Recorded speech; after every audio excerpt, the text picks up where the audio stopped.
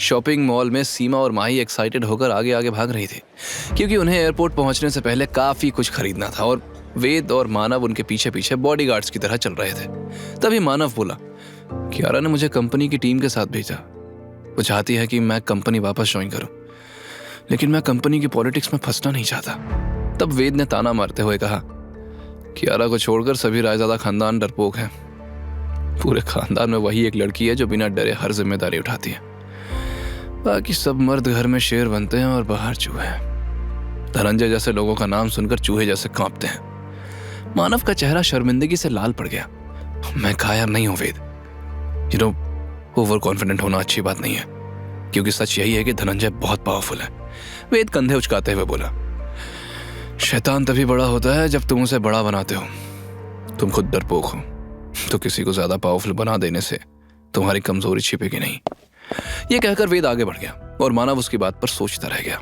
उधर माही और सीमा एक बड़े ब्रांड के स्टोर पर पहुंच गईं, लेकिन माही ने अंदर जाने से इनकार करते हुए कहा, सीमा, आई डोंट थिंक हमें अंदर जाना चाहिए। इसका एक पीस भी मेरे 6 महीने की सैलरी जितना कॉस्टली है। मैं इतना महंगा ब्रांड अफोर्ड नहीं कर सकती, और वेद सर पे करेंगे तो अच्छा नहीं लगेगा। वैसे भी वो एक असिस्टेंट है, इतने महंगे गिफ्ट लेना अच्छा नहीं लगेगा। ये सुनकर सीमा मन ही मन बोली, असिस्टेंट नहीं, कियारा मैडम के हस्बैंड है, लेकिन ये बात तुम्हें नहीं बता सकती। खैर, जिस दिन पता चलेगा 100 वाट का झटका लगेगा, जैसे मुझे लगा था। उसने माही को समझाते हुए कहा, अरे खरीद कौन रहा है, लेकिन देख तो सकते हैं ना। यह सुनकर माही थोड़ी रिलैक्स हुई और दोनों शोरूम के अंदर आई। कुछ देर देखने के बाद सीमा का मुंह खुला का खुला रह गया। वो एक ब्लैक ड्रेस पर नजर गड़ाई थी। वो ड्रेस इतनी खूबसूरत थी कि उसकी आंखें चमक उठी और दिल उस ड्रेस को लेने के लिए ललचा उठा। माही ने उसके एक्सप्रेशंस देखकर कहा, ये बहुत कॉस्टली है सीमा। लेकिन सीमा ने डिस्काउंट बोर्ड की तरफ इशारा करते हुए बताया, इस पर डिस्काउंट है, वेद सर से पेमेंट भी नहीं करवानी पड़ेगी, इसे तो मैं खुद खरीद सकती हूँ। यह सुनकर माही ने डिस्काउंट बोर्ड की तरफ देखा और बोली, oh my God, what luck. Seema ने तुरंत एक असिस्टेंट से कहा, excuse me, can I try this. Assistant ने तुरंत वो ड्रेस निकालकर उसे दे दी और उसे ट्राई करने के लिए ट्रायल रूम तक ले गई।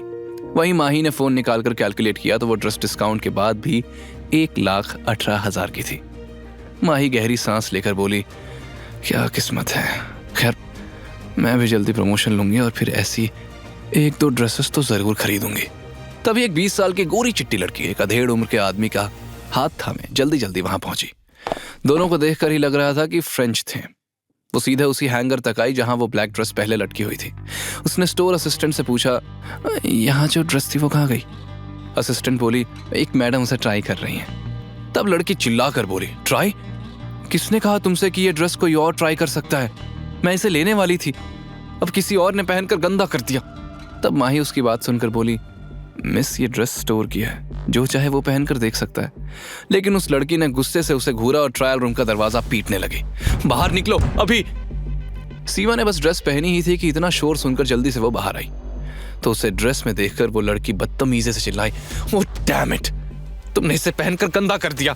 This is the last piece, अभी उतारो इसे। You Indians don't ruin this dress. ये कहते हुए वो लड़की खुद सीमा की ड्रेस उतारने लगी तो सीमा ने गुस्से में उसका हाथ झटकते हुए कहा, आर यू क्रेजी, छोड़ो मेरा हाथ वरना मैं पुलिस को बुला लूंगी। उसी समय असिस्टेंट्स भी वहां आ गई और उस लड़की को शांत करने लगी, मगर लड़की ने पीछे खड़े आदमी को पुकारा, डैड आप क्यों चुप खड़े हो, सी दिस, ये लोग मेरी बात नहीं सुन रहे। वो अधेड़ उम्र का आदमी आगे आया और तीखी आवाज में बोला, hello, I am Charles, Nolan Industries का French and Spanish consultant. She is my daughter Marilyn. इसका 19th बर्थडे है एंड आई प्रॉमिस्ड हर कि ये जो मांगेगी मैं दूंगा। नोलान इंडस्ट्रीज, ये नाम सुनते ही दोनों असिस्टेंट्स घबरा गई। उनमें से एक ने सीमा से कहा, सॉरी मैडम, ये ड्रेस पहले ही रिजर्व्ड है, प्लीज आप ये ड्रेस चेंज कर लीजिए। सीमा भौहें चढ़ाते हुए बोली, लेकिन आपने तो पहले कहा ही नहीं कि ये रिजर्व्ड है। खैर, सीमा भी झगड़े में नहीं फंसना चाहती थी। वो ड्रेस चेंज करने को मानने ही वाली थी कि अचानक मेरिलिन चीख पड़ी, ये इंडियंस ऐसे कपड़े रखने लायक भी नहीं, पता नहीं इन्होंने ये ड्रेस ट्राई करने भी क्यों दी, अब मुझे ड्राई क्लीन करवाना पड़ेगा। ये सुनकर सीमा का चेहरा गुस्से से लाल हो गया। ये ड्रेस मैं नहीं देने वाली, तुम्हारी जैसी घटिया सोच वाली लड़की इसे पहनने के काबिल नहीं, यू अंडरस्टैंड। मेरिलिन आग बबूला हो गई और बोली, क्या कहा तुमने, आई विल डिस्ट्रॉय यू। वो सीमा पर झपटी, लेकिन सीमा और माही ने उसे पकड़ लिया। तब चार्ल्स उस पर हाथ उठाने के लिए आगे बढ़ा तो सीमा मॉकिंग टोन में बोली, हो तो अब एक लड़की पर हाथ उठाओगे? यह सुनकर चार्ल्स रुक गया, लेकिन उसने स्टोर असिस्टेंट से कहा, अभी के अभी इन दोनों लड़कियों को बाहर निकालो। मैं जीना मॉल के प्रेसिडेंट जेमिसन का फ्रेंड हूं। अगर मेरी बात नहीं मानी तो तुम्हारी नौकरी चली जाएगी। ये सुनते ही असिस्टेंट्स डर गई और सख्त आवाज में सीमा से बोली, तुम अभी के अभी ये ड्रेस उतारो और यहां से निकल जाओ, वरना हमें सिक्योरिटी बुलानी पड़ेगी। You are not welcome here, please leave. ये सुनकर सीमा ने जल्दी से अंदर जाकर कपड़े बदले और गुस्से में माही का हाथ पकड़कर स्टोर के बाहर आ गई। लेकिन इतनी बेइज्जती के बाद उसके आंसू रुकने का नाम नहीं ले रहे थे। माही उसे समझा रही थी, तभी वेद और मानव उसके सामने आए। सीमा को रोते देख वेद ने तुरंत पूछा, क्या हुआ, तुम रो क्यों रही हो? तब माही ने वेद और मानव को पूरा इंसिडेंट सुनाया। ये सुनकर वेद की मुट्ठियां भीज गईं। इधर स्टोर में मैरिलिन के कहने पर असिस्टेंट्स उस ड्रेस को पैक करके ड्राई क्लीन पर भेजने वाले थे। तभी स्टोर का दरवाजा खुला। सीमा वापस अंदर आई। इस बार उसके साथ माही नहीं, वेद और मानव भी थे। तभी एक असिस्टेंट आगे आया और सीमा को हड़काते हुए बोला, आप फिर आ गई? हमने कहा था कि आप ड्रेस नहीं ले सकती, फिर से इंसल्ट करवाने आ गई। बस उसका इतना कहना था कि सीमा ने बिना झिझक के उस असिस्टेंट के गाल पर जोरदार थप्पड़ मारा। किसने कहा कि हम लोग यहां से शॉपिंग नहीं कर सकते? तुम्हारे स्टोर मैनेजर ने? ठीक है, उसे बुलाओ अभी। असल में सीमा को इतनी हिम्मत देने वाला वेद था। जब माही ने उसे सारी बात सुनाई तो वेद ने कहा, कोई तुम्हारी और हमारे देश की बेइज्जती कर गया और तुम्हारे अंदर हाथ उठाने की हिम्मत भी नहीं थी। Shame on you. बस फिर क्या था, उसकी बातों ने सीमा में ऐसी हिम्मत भर दी और वो पलट कर वापस आ गई। वहीं वेद ने एक ब्लैक ड्रेस जो टेबल पर फोल्ड होकर रखी हुई थी उसकी तरफ इशारा करते हुए पूछा, यही ड्रेस थी? माही ने हाँ में सिर हिलाया तो वेद तेजी से आगे बढ़ा और झटके से ड्रेस उठाई और दोनों हाथों से खींचकर उस डिजाइनर ड्रेस के टुकड़े टुकड़े कर दिए। ये सब इतनी जल्दी हुआ कि असिस्टेंट से नहीं बल्कि चार्ल्स और मैरिलिन भी ये देखकर दंग रह गए। तभी एक असिस्टेंट चिल्लाई, ये क्या किया तुमने? Are you out of your mind? जानते हो वो ड्रेस कितने की थी? वेद ने अपना कार्ड फेंकते हुए कहा, जितने की थी उससे डबल पैसे काट लो। यह सुनकर असिस्टेंट्स चुप हो गई। उन्हें तो बस ड्रेस के पैसे से मतलब था। उन्होंने तुरंत कार्ड स्वाइप किया। तभी चार्ल्स गुस्से से आगे बढ़ा और वेद से बोला, हाउ डेयर यू, वो ड्रेस हमने खरीदी थी, तुम। लेकिन तभी वेद ने नाक पकड़ते हुए ताना मारा, ओह प्लीज पास मत आना, तुमसे तो जानवर जैसी बदबू आ रही है। अभी अभी जानवर के बीच से छूट कर आए हो क्या? माही, सीमा और मानव जोर से हंस पड़े। तब चार्ल्स गुस्से में चिल्लाया, इनफ इज इनफ, आज तुम इस मॉल से वापस नहीं जाओगे।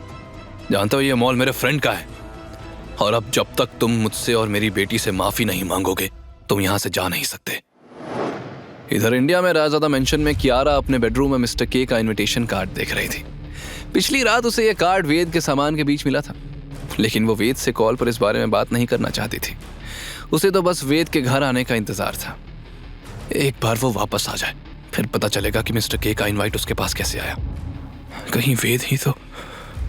कियारा के दिमाग में सवालों का तूफान उमड़ रहा था।